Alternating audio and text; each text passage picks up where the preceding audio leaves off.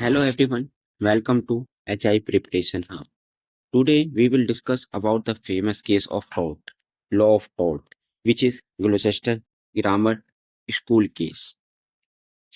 We will discuss about this case thoroughly. Let's start. The case involves a school teacher who worked at Gloucester Grammar School and later left his position to start a new school nearby. The teacher significantly lowered the fees at the new school compared to the original school, as he was very famous among the students due to his reputation and the lower fees. Many students left Gloucester Grammar School and joined new school, resulting in financial losses of the original institute. Means ये case जो ये case है ये डिक्लेरिफाई करता है कि एक ग्लोचेस्टर grammar school है जिसमें एक टीचर थे, उन्होंने अपनी पोस्ट को छोड़ के एक नया स्कूल जस्ट ग्लोचेस्टर ग्रामर स्कूल के सामने एक नया स्कूल खोला और उनसे कम फीस रखी, ग्लोचेस्टर ग्रामर स्कूल से कम फीस रखी, जिसकी वजह से जो मोस्ट ऑफ द स्टूडेंट थे उन्होंने ग्लोचेस्टर ग्रामर स्कूल को छोड़ के उस नए स्कूल में अपना एडमिशन लिया। और उसके साथ साथ एक फैक्टर ये भी था कि जिन टीचर ने वो स्कूल स्टेबलाइज किया था न्यू स्कूल, वो टीचर बच्चों के बीच काफी फेमस भी थे, उनकी रेपुटेशन भी बहुत अच्छी थी, जिसका इम्पैक्ट भी उस स्कूल पे पड़ा क्योंकि most of the student shifted their school because of teachers reputation and the lower fees. ठीक है, अब आगे हम पढ़ते हैं। The lower of the Gloucester grammar school, the petitioner filed a lawsuit seeking compensation for the monetary damages caused by the teacher's action, stabilizing a competing closure in school premises. Means जो ग्लोचेस्टर grammar school के जो owner थे या जो हमारे ये भी बोल सकते हैं कि जो प्रिंसिपल थे ग्लोचेस्टर ग्रामर स्कूल के, उन्होंने एक पिटीशन फाइल करी कोर्ट में और उन्होंने क्या कहा कि उनको कंपनसेशन मांगा उन्होंने मॉनेटरी डैमेज के लिए जो कि कॉज हुआ था टीचर के एक्शन के थ्रू, क्योंकि टीचर ने न्यू स्टेबलाइज किया था ना स्कूल न्यू वाला। तो इससे उन्होंने कहा कि जो न्यू स्कूल स्टेबलाइज हुआ है उनका उसके कारण ग्लोचेस्टर ग्रामर स्कूल को मॉनेटरी डैमेज हुआ, तो उसके लिए कंपनसेशन चाहते हैं।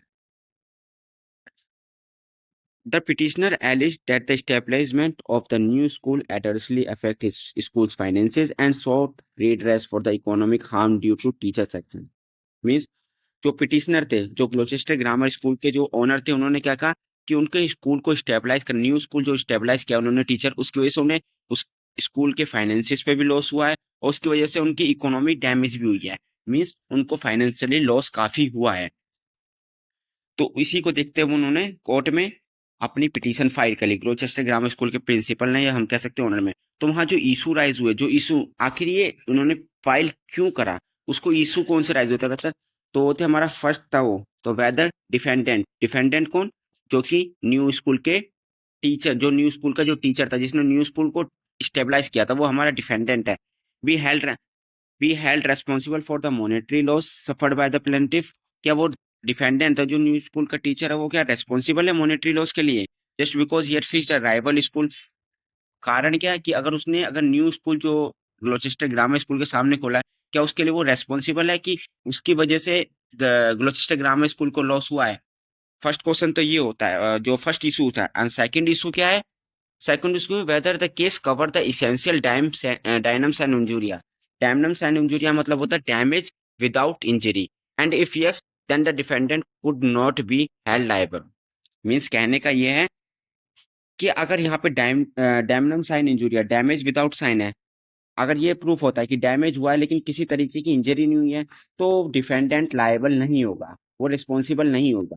हाँ, अगर साइन डैमनम इंजुरिया होता या तो या फिर इंजुरिया साइन डैमनम होता, तो हम कह सकते हैं कि ही इज लाइबेबल और सी इज सॉरी ही या सी जो भी टीचर है वो लाइबल है। अगर हमारा होता इंजुरिया साइन डैमनम, लेकिन यहाँ पे क्या है damnum sine injuria, damage without injury है, वहां पे क्या होता इंजरी विदाउट डैमेज। तो जहाँ पे अगर इंजरी दे रहा है तो जो भी पर्सन इंजरी देगा वो लाइबल होगा in the eyes of law. लेकिन अगर डैमेज हो रहा है लेकिन किसी तरीके की इंजरी नहीं हो रही है तो लाइबल नहीं हो सकता। तो हम अब देखते हैं कि प्रिंसिपल कौन सा अप्लाइड हुआ है यहाँ पे। जैसा कि हमने ऊपर भी देखा कि प्रिंसिपल कौन सा था, damnum sine injuria, damage without injury, क्योंकि उसको जो ग्लोचेस्टर ग्रामर स्कूल है उसको लॉस हुआ है, किसमें? फाइनेंशियली लॉस हुआ है। उसको किसी तरीके का हार्मफुल लॉस नहीं हुआ, मीन्स वहां ना तो किसी तरीके की वहां पे स्टाफ के साथ कुछ हुआ है तो उनको क्या हुआ है, मॉनेटरी लॉस हुआ है, यानी पैसों का लॉस हुआ है।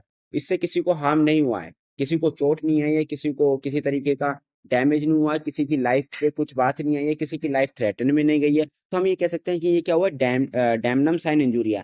डैमेज तो हुआ है लेकिन विदाउट इंजरी के हुआ है, क्योंकि वहां मॉनेटरी लॉस हुआ है। तो हम देखते हैं कि जजमेंट क्या है था। तो कोर्ट ने क्या कहा कि यहाँ पे क्या है, कोर्ट ने डिक्लेरिफाई किया कि यहाँ पे इंजरी तो हुई है, सॉरी डैमेज हुआ है लेकिन इंजरी नहीं हुई है। क्यों? क्योंकि कोर्ट को, सॉरी, ग्लोचेस्टर ग्रामर स्कूल को फाइनेंशियली लॉस हुआ है और किसी तरीके से लॉस नहीं हुआ है। तो इस वजह से फाइनेंशियली जो लॉस हुआ है वो डैमेज तो हुआ है लेकिन किसी को इंजरी नहीं आई है, जिसकी वजह से वो न्यू स्कूल को हम बंद नहीं कर सकते हैं, या फिर नए स्कूल को कंपनसेशन पे नहीं करना होगा ग्लोचेस्टर ग्रामर स्कूल को। न्यू स्कूल जो है, न्यू स्कूल, उसको ग्लोचेस्टर ग्रामर स्कूल को किसी तरीके का मॉनेटरी हेल्प नहीं देनी होगी, ना मॉनेटरी कंपनसेशन देना होगा, क्योंकि स्कूल वो भी चलेगा, न्यू स्कूल भी चलेगा, ग्लोचेस्टर ग्रामर स्कूल भी चलेगा।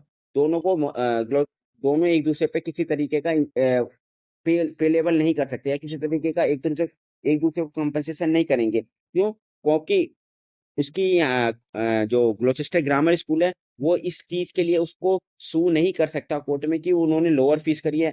वो उनकी मर्जी है न्यू स्कूल वालों की, वो फीस हाई रखे, लो रखे, कैसी भी रखे। इसलिए यहाँ पे डैमनम साइन इंजूरी है, डैमेज विदाउट इंजरी का प्रिंसिपल लगा। इसको देखते हुए कोर्ट ने क्या कहा कि जो डिफेंडेंट है वो लायबल नहीं है, उनको किसी तरीके का कंपनसेशन नहीं देना होगा ग्लोचेस्टर ग्रामर स्कूल को। यही बोल के केस हमारा समाप्त होता है। Thank you. हम अगली वीडियो में लॉ ऑफ टॉर्क का ही न्यू केस को देखेंगे।